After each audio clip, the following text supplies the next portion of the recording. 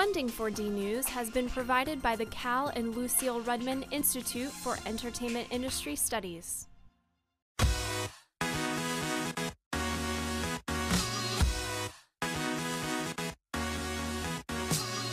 In this episode of DNews, zombies, commuters, and we remember one of Drexel's finest.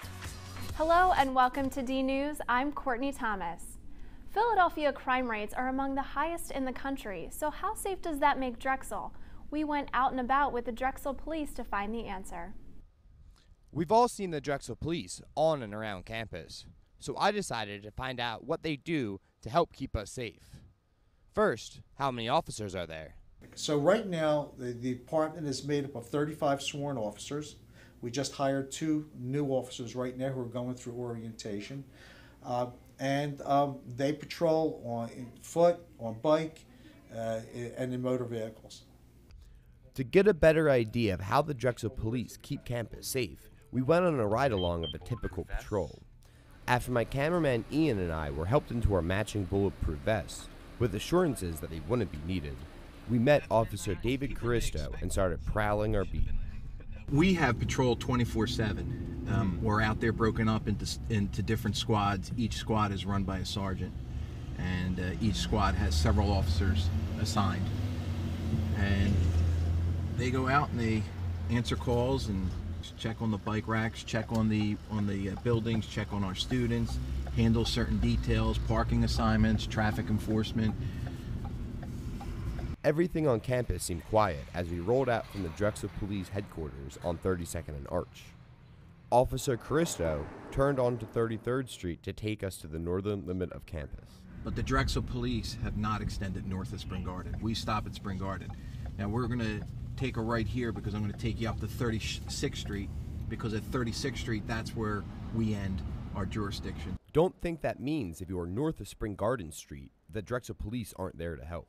If there are very serious events that we hear and we monitor Philadelphia Police Radio, for instance, if there's an officer assist or there's some type of major issue within reason close to our border, we absolutely will respond and help out and do whatever we need to do. After showing us the northern limit of Drexel's campus, we turned west, and I asked Officer Caristo about his experience with students. Overall, I think the students are cooperative, helpful at times with information, and pleasant, absolutely.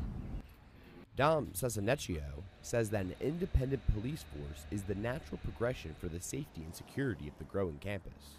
We felt that it was time for Drexel, like other major universities, Penn and Temple and Pittsburgh and Penn State, to have its own dedicated police department. Dom assures that the creation of the Drexel Police Force wasn't due to rampant crime on campus, or because the Philadelphia police weren't doing enough. What we felt we needed was a department that could be responsive to the needs of our community 24 hours a day, 7 days a week, not be distracted by other things that were happening regionally, because the Philadelphia police do have to provide services to everyone in the community. Some students may think that the job of a Drexel police officer consists of just rolling around campus in a cruiser. Not so, says Ed Spangler.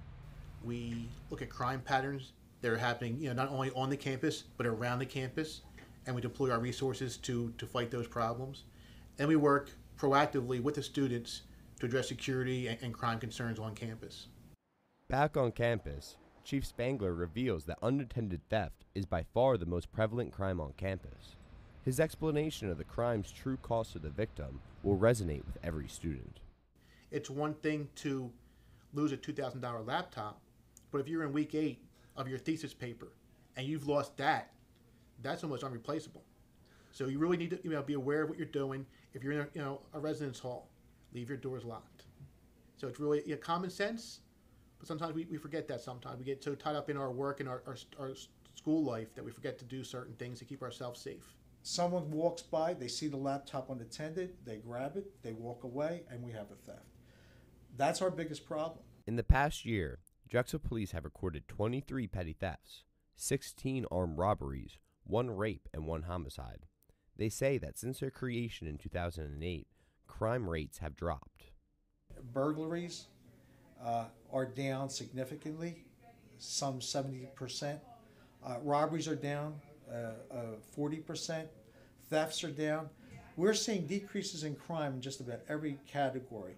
Sometimes we students complain that the Drexel police spend too much time busting kids for drinking beer and not enough time fighting real crime. But we should be happy that they're looking out for us. The mantra for the department is that safety and security is a shared responsibility, meaning students need to keep their guard up to prevent becoming a victim of crime. I know I'll be keeping a closer eye on my laptop from now on. For DNews, I'm Charlie Vanger. Changing gears now, if you've been having sleepless nights worrying about the next zombie apocalypse, Marianne Gorski warns us the time is near. Welcome to Zombieland. Zombies. They're everywhere these days. From your TV, to movies, to your game console, and even South Streets.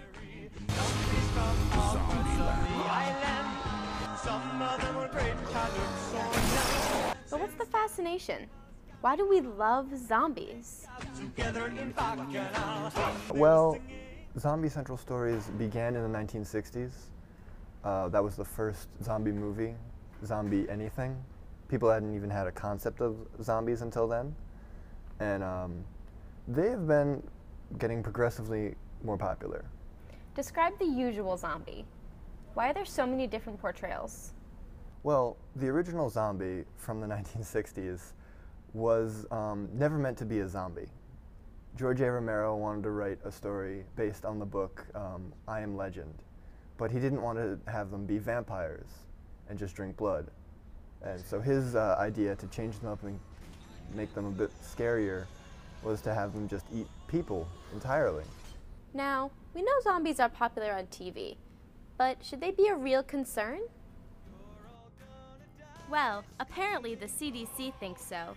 It says if you are generally well equipped to deal with a zombie apocalypse, you will be well prepared for a hurricane, pandemic, earthquake, or terrorist attack. Breaking news about the highly contagious disease that has been spreading up and down the East Coast. Prep for a zombie infestation has even hit Drexel. Last summer, a zombie uprising took place on campus.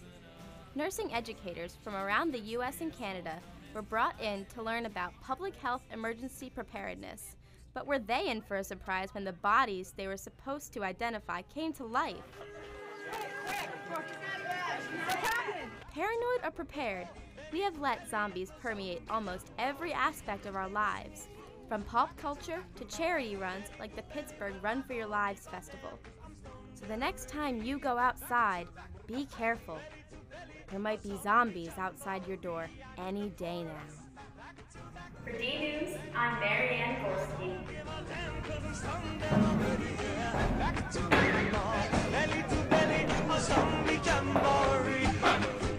If you roll out of bed in the morning and go straight to class, chances are you are not a commuter.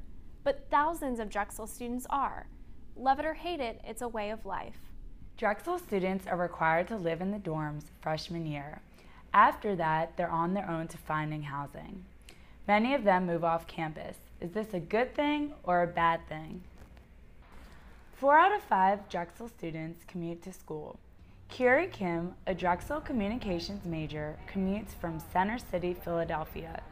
Even though she loves living off campus, Kiri misses some of the perks on campus. I really love going to the gym all the time, but since I moved off campus, it's really hard to go to the gym because I have to bring all my gym clothes, sneakers, and even I have to bring all my shower tools to go to class and to go to the gym all the time, and it's really annoying.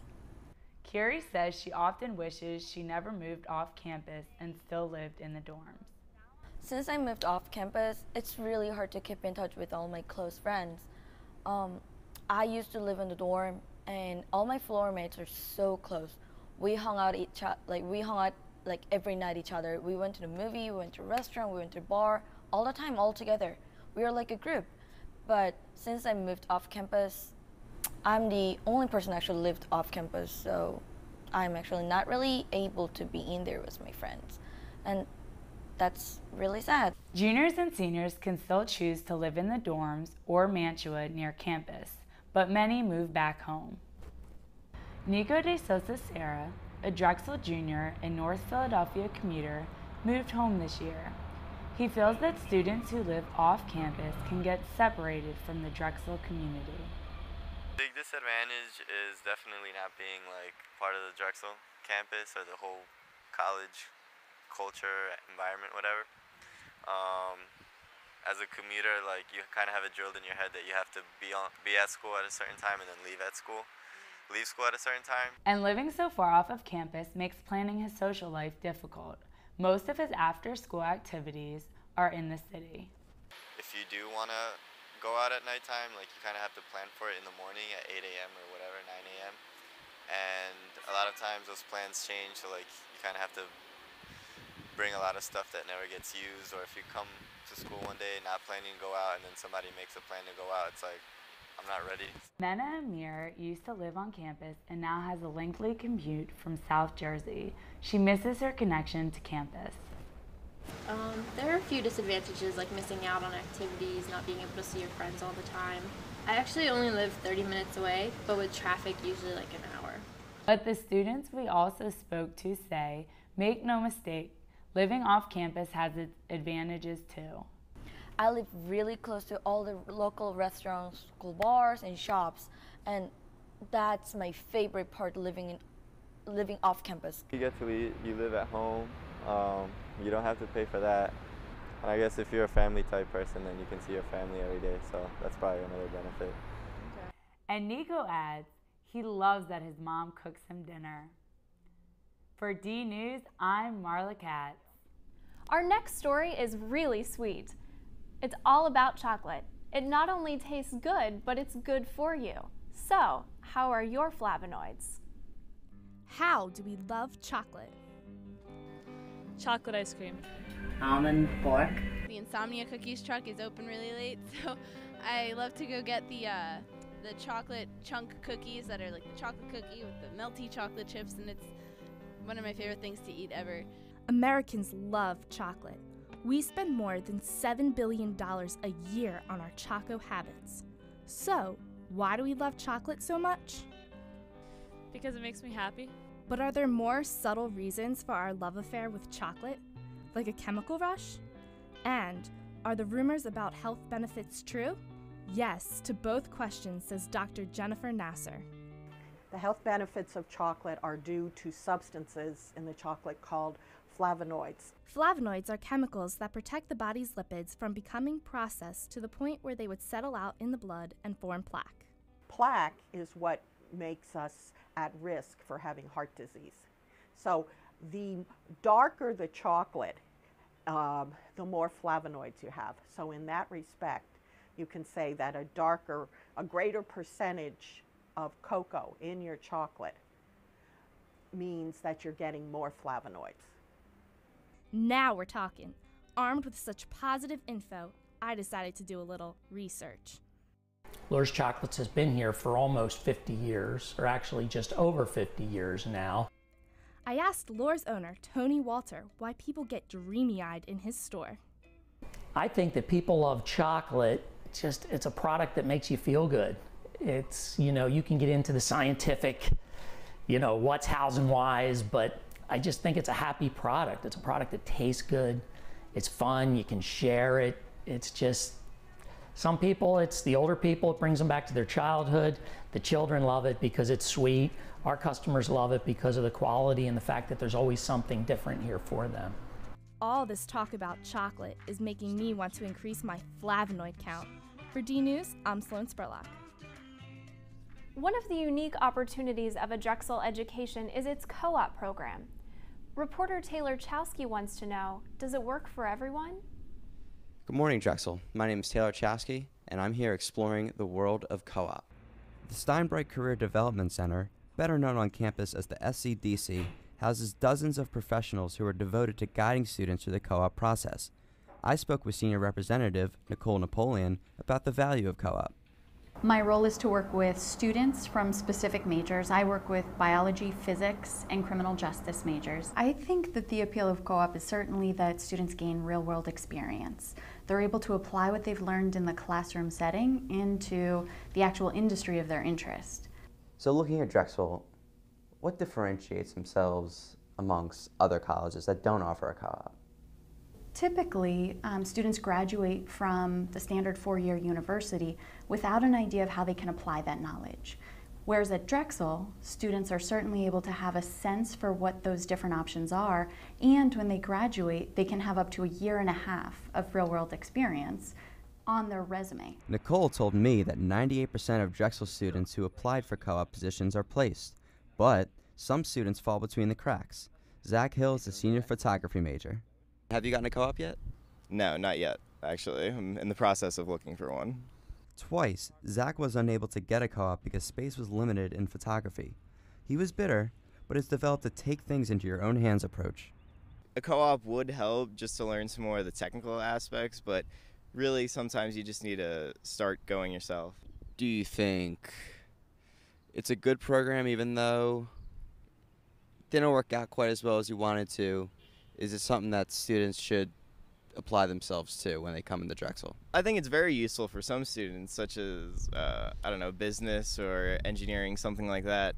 But I just think for some majors, so some art majors maybe, it's just easier to bypass the co-op system and start yourself. Nicole says missing out on a co-op is rare and could be due to lack of positions or lack of student motivation. For DNews, I'm Taylor Chowski. We would like to take this time to remember one of Drexel's finest professors, Dr. Myron Moss, a musician, a teacher, a philosopher, and a friend.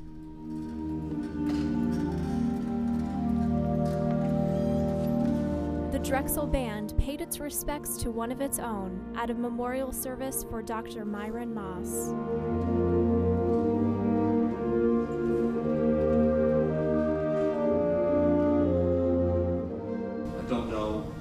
That it's possible to express in words how much Mike was loved at Drexel, or the impact he had not only on our university, but on academic music nationwide.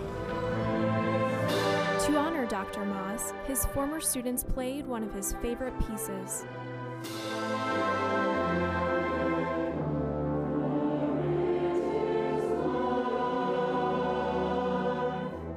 Drexel senior Mary Chessie expressed the feelings of many of Dr. Moss's students when she spoke about his warm spirit and devotion to teaching.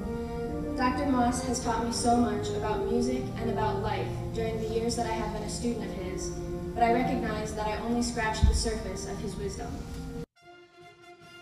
The moving service concluded with the audience choir and band performing Drexel's fight song, one of the many musical arrangements created by Dr. Moss.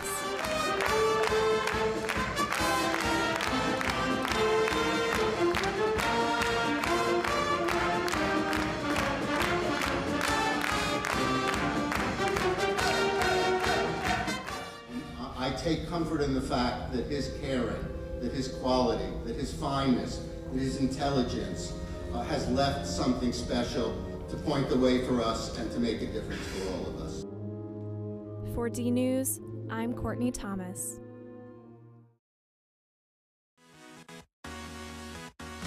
The production of DNews has been made possible with the generous support of the Cal and Lucille Redmond Institute for Entertainment Industry Studies, the Office of University Communications, and the Antoinette Westphal College of Media Arts and Design.